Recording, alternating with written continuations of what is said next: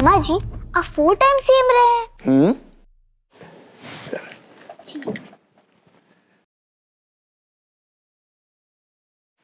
मामा जी ने मेरे साथ एक सीक्रेट शेयर किया है और वो सीक्रेट मैं आप सबसे भी शेयर करूंगी। तो लेकिन अभी नहीं, हाँ थोड़ी देर बाद में। मामा जी अभी सीक्रेट शेयर कर दूं क्या? वो क्या है ना, ज्यादा देर तक पेट में रखा ही नहीं जाता सीक्रेट। करना है तो कर दो। आप ही बता दीजिए ना मामा जी। देखो मैं तो पैदा हुआ एक छोटे से गांव में, लेकिन मन में पढ़ने की खूब तड़फ थी कि गांव में किसान के घर एक निम्न मध्यम वर्गीय गरीब परिवार में पैदा होने के बाद भी मुझ में ललक थी कि आगे बढ़ना है तो पहले पढ़ना है। तो मैं दोनों काम करता था। एक एक्टिव भी बहुत था, जैसे मैंने 7th क्लास में एक आंदोलन किया था गांव के मजदूरों के लिए। मजदूरी कम मिलती थी तो ज़्यादा मजदूरी मिले उसके लिए, लेकिन वो सब करते हुए पढ़ता भी खूब था। और इसलिए मैं हमेशा अपनी क्लास में फर्स्ट आता था। अब तुम्हें एक बात और बताऊं, वो सीक्रेट नहीं है, मैं इमरजेंसी में जेल चला गया था। अच्छा? हाँ, तुम्हें पता नहीं है क्या? अरे इमरजेंसी लगी थी 1975 में, इंदिरा जी ने लगा दी थी। मैंने विरोध किया कि ये गलत है, इंदिरा जी की तानाशाही नहीं चलेगी नहीं चलेगी। तो मुझे पकड़ के जेल में ले गई पुलिस। और जेल में रहने के बाद मेरी उम्र कितनी थी पता है उस समय? 17 साल। 17 साल से? हाँ, 11वीं में तो पढ़ता था मैं। पहले 10+2 के स्कूल नहीं होते थे, 11वीं के बाद कॉलेज में जाते थे। और जेल से निकल के फिर मैंने परीक्षा दी थी, और उसके बाद भी मैं बहुत अच्छे नंबर लेके आया। मुझे मिले थे 178 आउट ऑफ 200। ये मिले थे मुझे केमिस्ट्री में। अच्छा। और फिजिक्स में मुझे अच्छी तरह याद है 173 आए थे मेरे। और बायोलॉजी में 168 मार्क्स आए थे। हिंदी में भी बहुत अच्छे मिले थे। तो मैं जेल से निकल के मैंने परीक्षा दी और उसमें भी अच्छे नंबर लेके आ गया। और फिर मैं लगातार पढ़ता रहा और विद्यार्थी परिषद का काम भी करता रहा। और पढ़ते पढ़ते मैंने बीए किया, फिर फिलॉसफी में एमए किया, और एमए भी गोल्ड मेडलिस्ट। ओह वाह! आपको पता है मामा जी, मेरी मम्मी कहती है कि आप पूरे एमपी की बहनों के भैया, पर आप तो गोल्ड मेडलिस्ट भी हो, सीएम भी हो, और हम बच्चों के मामा जी भी हो। वाह मामा जी, इतना सब कुछ कैसे? बेटी, ये तो तब होता है जब आप सच्चे दिल से कोई काम करते हैं। अब मैं बेटियों का मामा हूं, नो डाउट, इसलिए कि मैं बेटियों को सच्चा प्यार करता हूं। और केवल प्यार नहीं करता, बेटियों की जिंदगी कैसे बेहतर बने इसकी कोशिश करता हूं। बेटियों के लिए योजनाएं बनाता हूं। तो बेटियों के लिए योजना बनाते हैं तो धीरे धीरे बेटियां कहने लगती है हमारा मामा। मामा मतलब जो बहुत प्यार करता हो बेटियों को। बेटी, अपने देश में भांजी मतलब बहुत महत्वपूर्ण होती है मामा के लिए। हमारे गांव में कहते थे 100 ब्राह्मण के बराबर एक भांजी, एक भांजा, इतना महत्वपूर्ण मानते थे।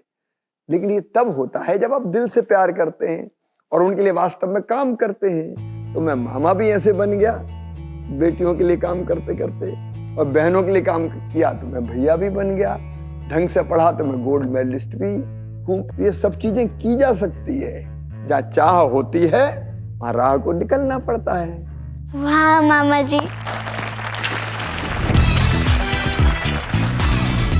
अच्छा बेटी, तुम सीएम से मिलने आई हो, तो ये जानती हो सीएम का फुल फॉर्म क्या होता है? हाँ मामा जी, सीएम का फुल फॉर्म होता है केयरिंग मामा जी। अरे वाह, केयरिंग मामा जी। और मैंने सुना है कि आप फर्स्ट आने पर स्कूटी भी गिफ्ट करते हो, मुझे भी दिला दो ना मामा जी। बेटी, आसानी से नहीं मिलती। हमने एक योजना बनाई है मामा ने अपनी भांजियों के लिए और भांजों के लिए भी, कि जो अपने स्कूल में 12th क्लास में 12वीं में सबसे ज्यादा नंबर लाएगा गांव में या शहर के स्कूल में, तो उसको मामा स्कूटी दिलवाएंगे। अभी 7,800 बेटे बेटियों को स्कूटी दिलवाई है। तो इसके लिए तुमको मेहनत करनी पड़ेगी। 12वीं क्लास में 12th में अपने स्कूल में फर्स्ट आना पड़ेगा। बोलो, आओगी? हाँ दिलाऊंगी। तो स्कूटी दिलाऊंगा, प्रॉमिस। पक्का? पक्का। ये। और मामा जी, मैंने सुना है कि आप बच्चों को लैपटॉप भी देते हैं। हाँ, लैपटॉप भी देता हूँ। मैं इसलिए देता हूँ कि बच्चे अच्छे ढंग से पढ़े और पढ़ाई में उनको दिक्कत ना आए। लैपटॉप का उपयोग बहुत है। अगर हम ज्ञान बढ़ाने के लिए करना चाहें तो लैपटॉप से कई तरह की चीजें, दुनिया की सबकी जानकारी हमको मिल जाती है। लेकिन लैपटॉप कैसे दिलाते हैं आपको पता है? लैपटॉप हम उसको देते हैं बेटी जो 12वीं क्लास में 75% या उससे ज्यादा नंबर लाता है। तो जो 75 प्लस लेके आएगा नंबर, उसको मामा लैपटॉप देता है। और लैपटॉप इसलिए देता है कि बच्चे खूब पढ़ें और आगे बढ़ें। गुड मामा जी। मामा जी, आपने गब्बर सिंह का नाम सुना है? वो शोले वाला गब्बर सिंह? हाँ? जो डाकू था? हाँ बेटी, नाम भी सुना है, वो फिल्म भी देखी थी। लेकिन बेटी, वो तो फिल्म का गब्बर था। तुम जब पैदा नहीं हुई थी तब मध्य प्रदेश में बहुत से डाकू हुआ करते थे। मामा जी, सच्ची मुच्ची के डाकू? और क्या उनके पास सच्ची मुच्ची की गन्स भी होती थी? ऐसे खूंखार डाकू जो लोगों को खड़े खड़े लाइन में खड़े करके गोलियां से भून देते थे। इतने खतरनाक डाकू? हाँ, इतने खतरनाक डाकू थे मध्य प्रदेश में। उनपे मुंबई में फिल्में बनती थी। जब मैं मुख्यमंत्री बना तो इन डकैतों का बहुत आतंक था। जनता बहुत परेशान थी। शाम को 5 बजे के बाद भिंड में, मुरैना में, शिवपुरी में लोग निकलते नहीं थे बाहर घरों के, क्योंकि डाकू उठा के ले जाते थे। तो मैंने मुख्यमंत्री बनते ये तय किया, भाई डाकू तो नहीं रहेंगे, वो जनता की जिंदगी से खेलते हैं, लोगों को मारते हैं, पकड़ के ले जाते हैं, फिर पैसा वसूलते हैं। तो मैंने फिर एक मीटिंग करी और मैंने पुलिस के अफसरों से कहा कि देखो भाई, मध्य प्रदेश में या तो डाकू रहेंगे या शिवराज रहेगा, दोनों एक साथ नहीं रह सकते। डाकू चाहिए जिंदा या मुर्दा।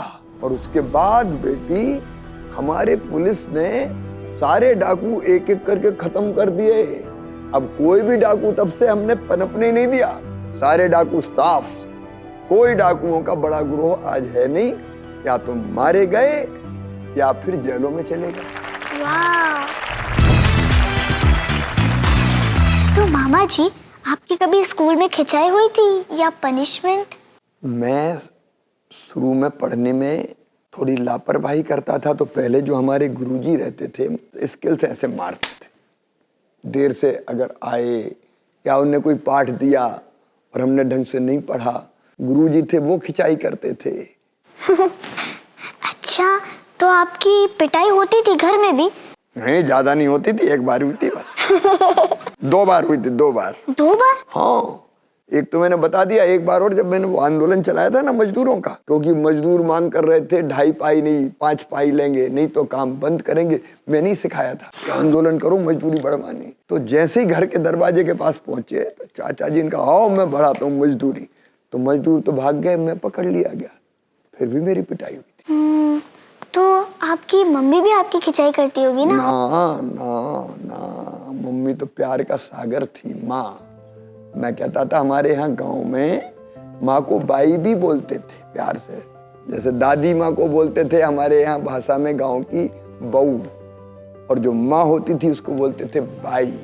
तो हमारी बाई बहुत प्यार करती थी, उनने कभी नहीं मारा, हमेशा गले लगाया, प्यार किया। और तुम जानती हो, हम 4th पास करके 5वीं में पढ़ने भोपाल आ गए थे। तो जब भी हम गांव जाते थे तो बड़ी खुशी से जाते थे, खेलेंगे कूदेंगे, माँ से मिलेंगे, दोस्तों से मिलेंगे। लेकिन जब पढ़ने भोपाल आते थे तो इतना रोना आता था। घर से निकलते निकलते माँ भी रोती थी मेरी, दरवाजे पे खड़ी खड़ी। जब तक मैं दिखता रहता था देखती रहती थी और आंखों से आंसू बहते रहते थे कि बेटा दूर जा रहा है, और मैं भी रोते रोते आता था। मामा जी, मैं आपको एक बार गले लगा सकती हूँ? मामा जी, मैंने सुना है कि आप बच्चों को पैदा होते से उनको लखपति बना देती हो। हाँ बेटी, ये तो मेरी जिंदगी का मिशन है। बताऊं क्यों? बेटी, मैंने अपने गांव में देखा बचपन में, जब बेटा पैदा होता था तो घर में खुशी मनाई जाती थी, बधाई गाते थे, लड्डू बांटते थे, अगर ज्यादा पैसे वाले होते थे तो ढोल भी बजाते थे, हवाई फायर भी करते थे कि बेटा आया है। और बेटी, तुम्हें पता है, बेटी अगर पैदा हो गई तो माँ का ही चेहरा उतर जाता था, जैसे बेटी नहीं हो गई हो, आफत हो गई हो। मैं सोचता था कि हे भगवान, ये क्यों होता है? एक ही माँ की कोख से बेटा भी जन्म लेता है, बेटी भी जन्म लेती है, तो दोनों बराबर हुए ना। लेकिन दोनों को बराबर नहीं मानते थे। बेटा कुल का दीपक, बुढ़ापे की लाठी का सहारा, और बेटी कहते थे ये तो बोझ है, बोझ है, बोझ है। बेटी की शादी करनी पड़ेगी तो दहेज देना पड़ेगा, बेटी तो आफत है, बेटी पैदा ही नहीं हो तो अच्छा है। और ये बात मेरे मन में इतनी तकलीफ देती थी। बेटी बताओ, क्या बिना बेटियों की दुनिया चल सकती है? बेटा और बेटी दोनों जरूरी है। तब मैं सोचता था कि हे भगवान, ये पाप क्यों होता है? बेटी, तुम्हें पता नहीं है, ऐसा जमाना भी आया जब परिवार के लोगों को, घर के लोगों को ये पता चला कि जो कोख में पल रहा है वो बेटा है कि बेटी है। अगर बेटा है तो पैदा होने दो, और बेटी है तो कोख में ही मार दो। कोख को कत्ल खाना बना दिया लोगों ने। तब मेरे मन में बड़ी पीड़ा होती थी, दर्द होता था कि भगवान, ये पाप क्यों होता है? और तब मैं सोचता था कि ये रुकेगा कैसे। तो मैं एक बार, एक छोटी सी सभा थी तो मुझे बोलने का मौका मिल गया। मैं कोई नेता नहीं था उस समय, कोई पद पे भी नहीं था, लेकिन मैंने ऐसे ही सहज कहा कि बेटा बेटी को बराबर माने दो, बेटी को आने दो। तो एक बूढ़ी अम्मा खड़ी हुई, बड़ी बात कर रहा है, बेटी को आने दो, बेटी को आने दो। बेटी आ गई, पैदा हो गई और बड़ी हुई और शादी करनी पड़ी, तो दहेज क्या तू दिलवाएगा? मुझे लगा कि शिवराज, कुछ ऐसा काम करना चाहिए कि बेटी बोझ ना बने, बेटी वरदान बन जाए। तब मैं अपने दोस्तों के साथ मिलके गरीब बेटियों की मैंने शादी करना शुरू की, और मैं 90 में MLA बन गया, 1990 में। तब फिर मैंने और ज्यादा संख्या में बेटियों की शादी शुरू कर दी। और उसके बाद 2005 में मैं मुख्यमंत्री बन गया। तो मुख्यमंत्री बन के मैंने सबसे पहला काम कौन सा किया बताऊं? मैंने तय किया कि बेटी की शादी माता पिता नहीं करेंगे। अगर बेटी के माता पिता नहीं कर सकते, कम पैसे होने के कारण, तो बेटी की शादी मैं करवाऊंगा, सरकार करवाएगी, सारा खर्चा सरकार उठाएगी। और इसको मैंने कहा मुख्यमंत्री कन्यादान योजना। लेकिन एक बात फिर मेरे दिल दिमाग में घूमती रही, बेटी कोख में ना मारी जाए, इसलिए कुछ और कर। तब मेरे दिमाग में आया कि बेटी पैदा होते ही अगर लखपति हो जाए तो शायद मम्मी पापा आने देंगे कि ये तो लखपति है, आने दो, मत रोको। और तब मैंने अपने अफसर बुलाए, जो अधिकारी होते हैं ना, और मैंने कहा ऐसी योजना बनाओ कि जिसमें बेटी पैदा हो तो लखपति हो। तो वो हंसने लगे, बोले मजाक कर रहे हैं सर, ऐसी कोई योजना बन सकती है कि बेटी लखपति पैदा हो? मैंने कहा बिल्कुल बन सकती है। अरे साधारण बात है, बेटी के पैदा होते ही बेटी के नाम से पैसे बैंक में जमा कर दो सरकार की तरफ से, और इतने पैसे जमा करो कि ब्याज लग के जब वो बेटी बड़ी हो तो 1 लाख से ज्यादा रुपया मिल जाए। कितना सिंपल।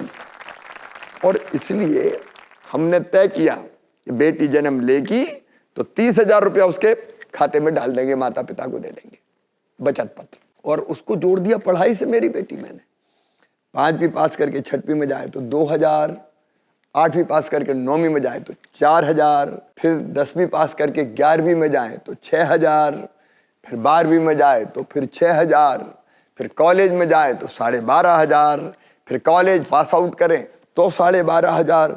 अब हमने ये भी तय कर दिया है कि मेडिकल इंजीनियरिंग में भी अगर लाडली बेटी जाएगी तो उसको भी फीस नहीं देनी पड़ेगी, उसकी फीस मम्मी पापा नहीं भरवाएंगे, मामा भरवाएगा ना, ताकि बेटी की पढ़ाई में कोई बाधा ना रहे। मामा जी, बेटी बनी लखपति, यो यो, व्हाट एन आइडिया, अमेजिंग। लखपति हो लखपति। मामा जी, आपको पता है, जब मैं आपसे मिलने आ रही थी ना, मैंने सोचा था कि आपको एक गाना सुनाऊंगी और इसके बाद एक सरप्राइज रहेगा आपके लिए। अरे ये तो बहुत मजा आएगा, सुनाइए सुनाइए। चंदा ने पूछा तारों से, चंदा ने पूछा तारों से, तारों ने पूछा हजारों से, सबसे प्यारा कौन है? मामा, मेरे मामा।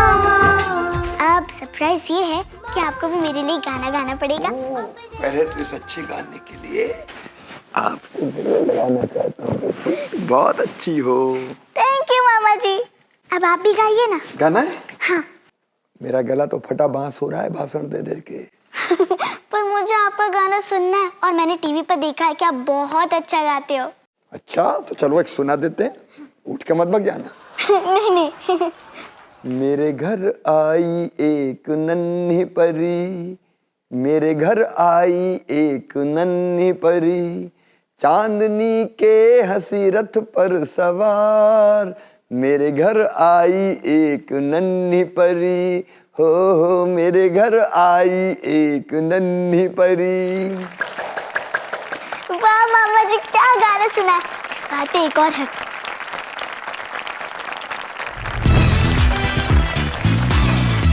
मामा जी, आपकी और मेरी ट्यूनिंग तो परफेक्ट है। अब और चेक करते हैं। आपके फ्रेंड्स है ना? कितने फ्रेंड्स हैं? मेरे तो ढेर सारे हैं। मेरे भी ढेर सारे हैं, क्योंकि मैं मध्य प्रदेश में सरकार नहीं चलाता, परिवार चलाता हूँ।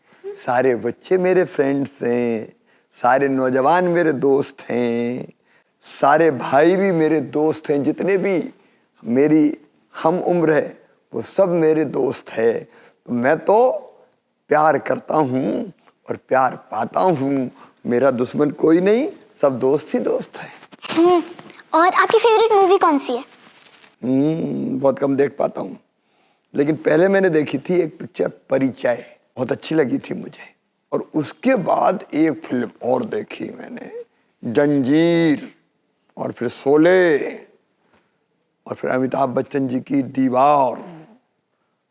लेकिन परिचय मुझे बहुत अच्छी लगी थी। अच्छा, खाने में आपको क्या पसंद है? मेरी लिस्ट में तो टॉप पे चॉकलेट है, और फिर हाँ, माँ के हाथ का खाना खा लेती हूँ, लेकिन पनीर की सब्जी बहुत अच्छी लगती है। बेटी मुझे तो मेरी माँ याद आ रही है। मेरी माँ नहीं है, बचपन में ही चली गई थी। अच्छा। लेकिन मेरी माँ मुझे बहुत अच्छी खीर बना के खिलाती थी। और कई बार खीर में, चावल में जो कद्दू रहता है ना, कद्दू की खीर भी बनाती थी। कद्दू की खीर भी? बहुत टेस्टी, अभी भी मुंह में पानी आ जाता है। तो खीर और पकोड़े, माँ के हाथ के पकोड़े, इतने अच्छे पकोड़े बनाती थी, इतने जैसे रुई जैसे नरम होते थे ना, मुंह में डालो और गल जाए। तो खीर और पकोड़े ये बचपन से मेरी पसंद है। मामा जी, मैंने स्कूल में पढ़ा था कि जो हमारा देश है ना, वो खेती प्रधान देश है। तो आप बताइए ना कुछ इसके बारे में। अरे बेटी, बिल्कुल तुमने सही पढ़ा। अपना देश भी और अपना मध्य प्रदेश भी खेती प्रधान, कृषि प्रधान का मतलब है कि ज्यादातर लोगों की आजीविका खेती पर चलती है। उनको किसान कहते हैं जो खेती करते हैं। बेटी एक बात बताता हूँ, एक जमाना था 2002 और 3 तक, तब अपने यहाँ खेती अच्छी नहीं होती थी, क्योंकि अपने यहाँ सिंचाई के ज़्यादा साधन नहीं थे, बिजली नहीं मिलती थी। जब पानी नहीं मिलता खेती को तो फसल अच्छी नहीं होती थी, बिजली नहीं मिलती तो कुएं से पानी ले ही नहीं सकते तो फसल अच्छी नहीं होती थी। तब मेरे मन में आया कि मध्य प्रदेश में जब 65% लोगों की, 65% लोगों की आजीविका खेती है, तो सबसे पहले खेती ठीक करनी पड़ेगी। खेती अगर ठीक होगी तो लोगों की जिंदगी ठीक होगी, लोग समृद्ध बनेंगे, लोग सुखी होंगे। और इसलिए बेटी हमने तय किया कि सिंचाई की खूब व्यवस्था करेंगे। तो हमने 2-3 तरह के काम किए। एक, ज़्यादा से ज़्यादा कुएं खुदे और ट्यूबवेल खुदे। तो कपिल धारा करके एक योजना बनाई। उसमें पता है बेटी, अपने ट्राइबल एरिया में आदिवासी भाई बहनों ने, छोटे छोटे किसानों ने बहुत कुएं खुदवाए। मुझे याद है 2-3 साल में 3 लाख कुएं खुद गए थे। 3 लाख? हाँ, और ट्यूबवेल्स लगे। लेकिन बेटी केवल इससे काम नहीं चलता, जमीन का पानी निकालने से। तो फिर हमने तय किया कि बांध बनाएंगे, बरसात का पानी रोकेंगे, जाने नहीं देंगे नदियों में बहकर। तो जगह जगह हमने डैम बनाए। पता है 2002-3 तक सिंचाई होती थी केवल 7.5 लाख हेक्टर में। कांग्रेस, राजा, नवाब, अंग्रेज, आजादी के पहले भी केवल इतनी व्यवस्था पाई थी। और हमने सिंचाई की व्यवस्था कर दी 47 लाख हेक्टर जमीन में। और अभी भी बहुत से बांध बन रहे हैं। और अब बांध बना के हम नहरों से पानी नहीं ला रहे, क्योंकि नहरों में बहुत सा पानी वेस्ट हो जाता है, सीपेज में, भाप बन के उड़ जाता है। तो हम पाइपलाइन डाल रहे हैं और पाइप से पानी नदी से खींच के ला रहे हैं और किसान के खेतों में पहुंचा रहे हैं। तो अब इतनी सिंचाई हो रही है अपने यहाँ 47 लाख हेक्टेयर में। और सिंचाई का परिणाम क्या हुआ बेटी पता है तुम्हें? 2002 और 3 तक मध्य प्रदेश में अनाज पैदा होता था लगभग 159 लाख मीट्रिक टन। वो बढ़ के अब हो गया 619 लाख मीट्रिक टन। कई गुना ज्यादा उत्पादन बढ़ गया। फलों का उत्पादन, सब्जियों का उत्पादन, कई चीजों का उत्पादन इतना बढ़ा कि किसान के घर ज्यादा पैसा आने लगा। किसान समृद्ध होने लगे। अपनी कृषि विकास दर, जिसको एग्रीकल्चर ग्रोथ रेट कहते हैं, वो दुनिया में मानी जाती 2-3% है तो बहुत है। लेकिन मध्य प्रदेश ने कई वर्षों तक 18% से ज्यादा की कृषि विकास दर हासिल की और मध्य प्रदेश समृद्ध प्रदेश बन गया। गेहूं के एक्सपोर्ट में मध्य प्रदेश अब नंबर 1 है, नंबर 1। और कई फसलों का उत्पादन अब कई प्रदेशों से ज्यादा हो रहा है। एग्रीकल्चर में, खेती में मध्य प्रदेश नंबर 1 का राज्य है। वेरी गुड मामा जी। मामा जी, जब मैं भोपाल आ रही थी ना, मैंने बहुत सारे पोस्टर्स पे देखा था कि लोगों के पान खा रहे हैं। तो परी वाली योजना कौन सी थी, मुझे भी बताओ ना। बेटी, चिड़िया अपने बच्चों को घोंसला नहीं देती, पंख देती है ताकि वो ऊंची उड़ान भर सके। अपने बच्चों को पढ़ाई लिखाई के बाद आखिर जॉब चाहिए कि नहीं चाहिए, रोजगार चाहिए। और इसलिए हमने तय किया कि 12वीं पास करने के बाद, आफ्टर 12th, या ITI करने के बाद या ग्रेजुएशन के बाद अपने बच्चों को हम काम सिखाएं, उनको स्किल्ड बनाएं, तो उनको कहीं भी जॉब मिल जाएगा परमानेंट। और इसलिए हमने एक योजना बनाई, सीखो कमाओ योजना, मतलब स्काई। अब वो अलग अलग कंपनीज में जाएंगे, अलग अलग संस्थानों में जाएंगे और वहां जाके काम सीखेंगे। और जब वो काम सीखेंगे तो काम सीखने के बदले उनको 8,000 से लेकर 10,000 रुपया तक दिए जाएंगे, ताकि उनकी आजीविका भी चलती रहे और काम सीखने के बाद परमानेंट जॉब मिल जाए। वाह मामा जी, मान गए मामा जी आपको। अरे मामा जी, आप इतने सारे काम करते हो ना, आपके अंदर इतनी शक्ति कैसे आ जाती है? मैं तो थोड़े से काम में ही थक जाती हूँ। बेटी, जहाँ चाह होती है वहाँ राह को निकलना पड़ता है। मन में एक तड़फ है, एक लगन है। देखो, मैंने एक बात कही थी ना कि मध्य प्रदेश मेरा परिवार है ना। मैं एक बात हमेशा कहता था, मध्य प्रदेश मेरा मंदिर है, इसमें रहने वाली जनता ही मेरी भगवान है और उस जनता का पुजारी शिवराज सिंह चौहान है। 9.5 करोड़ भाई और बहनों का परिवार है मेरा। अब उनको सुखी बनाने की कोशिश करनी है तो मैं चैन की सांस कैसे ले सकता हूँ? एक क्षण भी बेकार जाता तो मुझे बेचैनी होने लगती। कह रहे तू क्या कर रहा है, इतने लोगों के लिए काम करना है, इतना बड़ा परिवार तेरा, और तू आराम कर रहा है। तो ये आराम करने का हक नहीं, और काम कर, और काम कर, और काम कर। और मैं उस धुन में लगा रहता हूँ, काम करता रहता हूँ, काम करता रहता हूँ, काम करता रहता हूँ, थकान आती नहीं है। बाप रे मामा जी, आप इतना ज्यादा काम करते हो। आपको पता है, हमारे स्कूल में ना 2 महीने की छुट्टी लगती है, जिसका मैं पूरे साल वेट करती हूँ। आपको भी छुट्टी मिलती होगी ना? मुझे छुट्टी नहीं मिलती बेटी, टाइम निकालना बड़ा मुश्किल हो जाता है। फिर भी 2 बार, एक बार जब ईयर एंड होता है, नया साल शुरू होने वाला होता है, तब मैं तुम्हारी मामी को लेके, बेटों को लेके उनके साथ कहीं ना कहीं जाता हूँ। लेकिन जाता कहूँ मंदिरों में दर्शन करने, तिरुपति बालाजी, शिरडी, अलग अलग जो हमारे देव स्थान हैं उन पे जाते हैं। कभी वैष्णव देवी, त्र्यंबकेश्वर, और उसके साथ साथ कहीं थोड़ा बहुत और भी घूम लेते हैं। तो एक तो उस समय, इस बार तो मुझे बिल्कुल टाइम नहीं मिला, नहीं तो कभी कभी 2-3 दिन गर्मियों में भी मार देता हूँ, मैं बीच में चुरा लेता हूँ। बहुत छुट्टी तो नहीं मिलती बेटी। अच्छा, मैं कैसे आराम कर सकता हूँ बताओ? इतने लोगों का भला करना है तो छुट्टी मनाने का मुझे हक नहीं है। मामा जी, आप इन दोनों में से कोई एक उंगली चीज की। अच्छा, चुननी पड़ेगी? हाँ। मामा जी 5 क्वेश्चंस मुश्किल होंगे पर जवाब तो देना होगा। कोशिश करूंगा मैं। जी हाँ। तो मेरा पहला क्वेश्चन ये है कि आप जहाँ भी जाते हैं वह इतनी भीड़ क्यों आ जाती है? लोगों को मैं प्यार करता हूं तो लोग मुझे प्यार करते हैं। मैं मिलना चाहता हूं, वो भी मिलना चाहते हैं, और पता कहीं तो दौड़ दौड़ के आते हैं। अभी परसों एक बच्चा जैसे ही गाड़ी धीमी हुई गाड़ी पे चढ़ गया, मामा मामा मामा, फोटो फोटो फोटो चिल्लाने लगा। तो बेटी, जहां मैं जाता हूं मैं लोगों को प्यार करता हूं तो लोग मुझसे प्यार करते हैं और दौड़े चले आते हैं। बड़ा मजा आता है सबसे मिलके। ओके, सो मेरा नेक्स्ट क्वेश्चन ये है कि क्या आप भी पैंट्स टी शर्ट पहनते हैं जैसे मेरे पापा पहनते हैं? पैंट भी पहनता हूँ, टी शर्ट भी पहनता हूँ, लेकिन कभी कभी। मतलब रोज नहीं पहनते? नहीं, रोज नहीं, कुर्ता पजामा ज्यादा पहनता हूँ।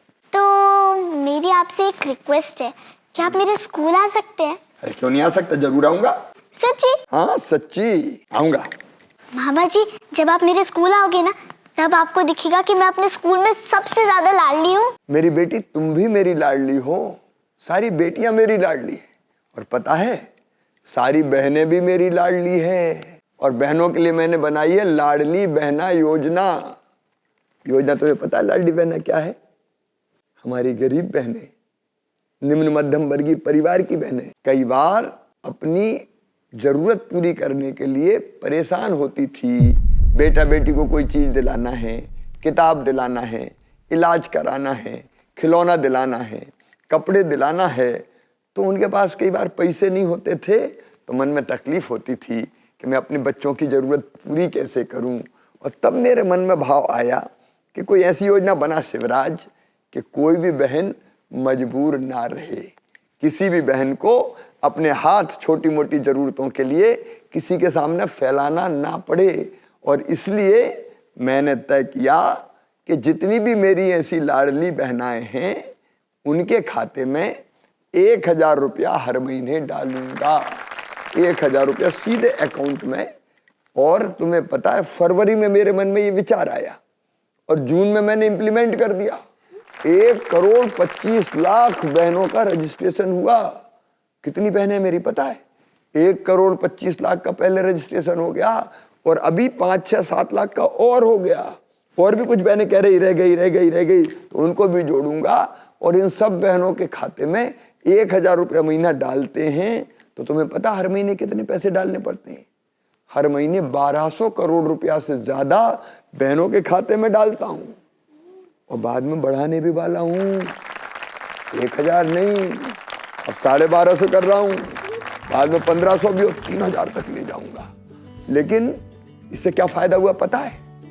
अब कोई बहन मजबूर नहीं है, वो अपने बच्चों को सामान दिला सकती है। और पता है, मैंने सावन के महीने में राखी के पहले 250 रुपया और डाल दिए बहनों के खाते में कि जाओ, अगर मायके जाना है, मम्मी पापा के घर, बच्चों के लिए कुछ ले जाना तो ले जाओ, पैसे दे रहे हैं तुम्हारे भैया। इस योजना के कारण कई बहनों ने तो रोजगार शुरू कर दिया अपना।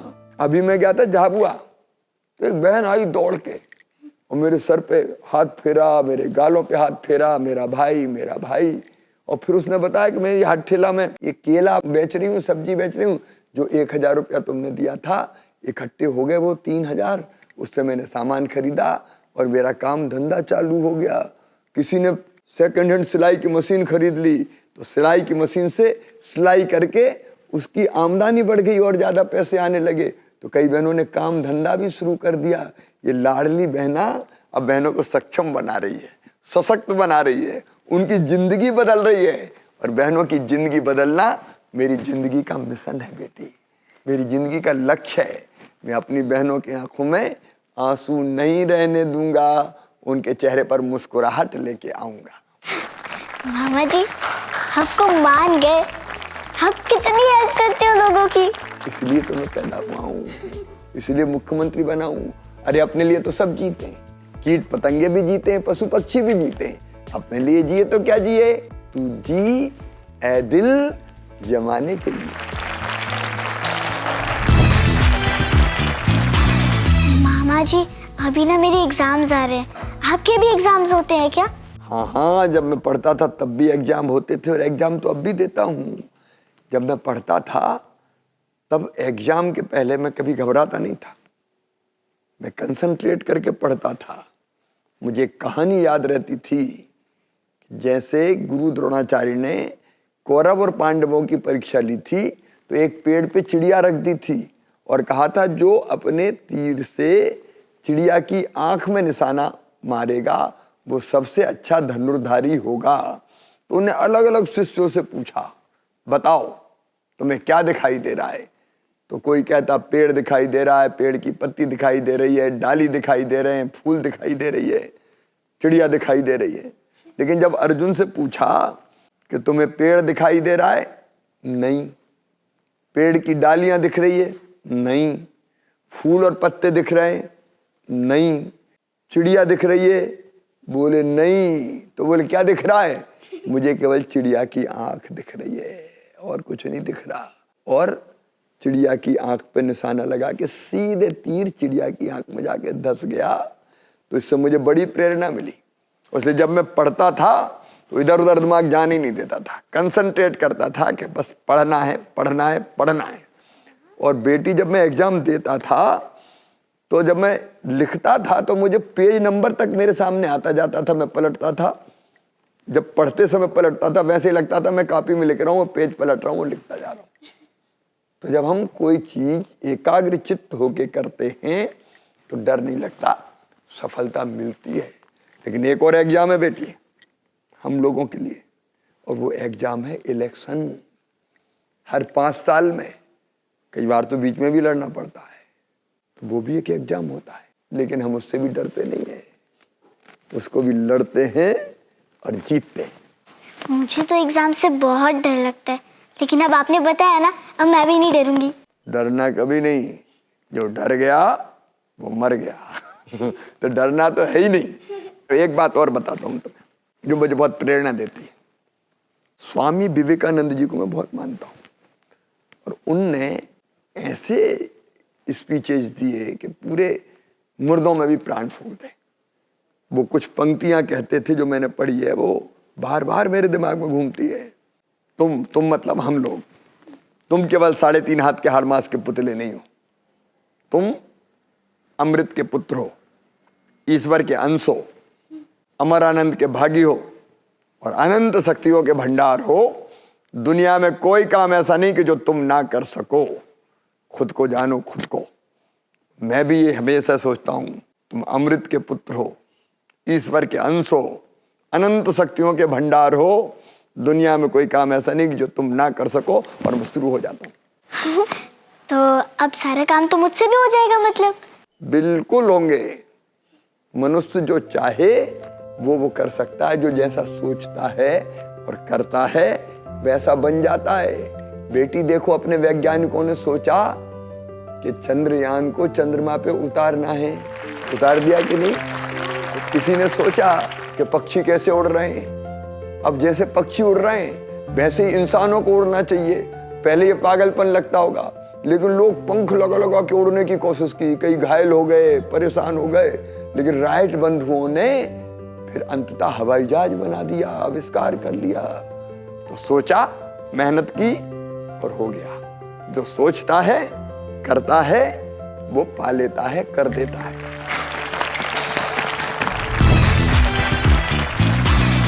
मामा जी, मेरी मम्मा बता रही थी कि आप न्यूबॉर्न बेबीज और उनकी मम्मा के लिए बहुत कुछ करते हो।